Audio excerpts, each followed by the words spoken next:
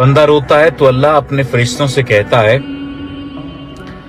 जमीन पर भेजकर कि फला बंदा फला जगह पर बैठा है और रो रहा है, उसे तसल्ली दो, उसे चुप करवाओ। फरिश्ते आते हैं, जमीन पर उतरते हैं, उस इंसान को चुप कराने की कोशिश करते हैं, लेकिन उसका गम उसकी जात से बढ़ चुका होता है।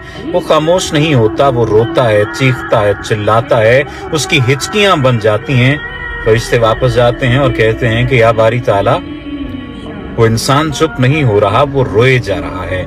जाने उसे ऐसा क्या दुख है, ऐसा क्या गम है जो उसकी जात के अंदर मौजूद है कि वो चुप नहीं हो रहा। हमने बहुत ज्यादा उसे चुप करवाने की कोशिश की, बड़ी कोशिश लगा ली, लेकिन वो खामोश नहीं हुआ, लेकिन वो चुप नहीं हुआ, वो मुसलसल रो रहा है। तो अल्लाह पाक कहता है कि मुझे पता है मेरा बंदा क्यों रो रहा है, मैं जानता हूं, क्योंकि मैंने उससे उसकी बहुत ही दिल अजीज चीज, दिल अजीज शय, दिल अजीज इंसान ले लिया है, और उसे इस बात का गम है, और इस गम की वजह से उसका कलेजा फटा जा रहा है और वो रो रहा है। लेकिन मैं ही अपने बंदे के दिल में ये बात डालूंगा कि उससे बेहतर अता करूंगा जो उससे छिन गया है। और कह दो मेरे बंदे से कि ला तकनतु मिन रहमतिल्लाह, कि अपने रब की रहमत से मायूस ना हो जाना।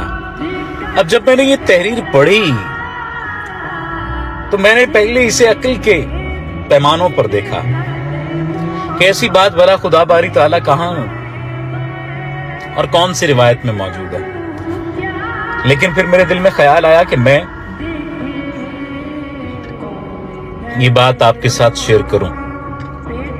अगर आप भी रो रहे हैं किसी इंसान के चले जाने पे, किसी शय के छिन जाने पे, किसी माली जरिए के चले जाने पर, किसी माली सबब के छिन जाने पर, किसी भी चीज के दूर हो जाने से अगर आप परेशान हैं, गमगीन हैं, अफसरदा हैं, तो परेशान ना हो, क्योंकि अल्लाह ने ये खुद कह दिया है कि अपने रब की रहमत से मायूस ना होना।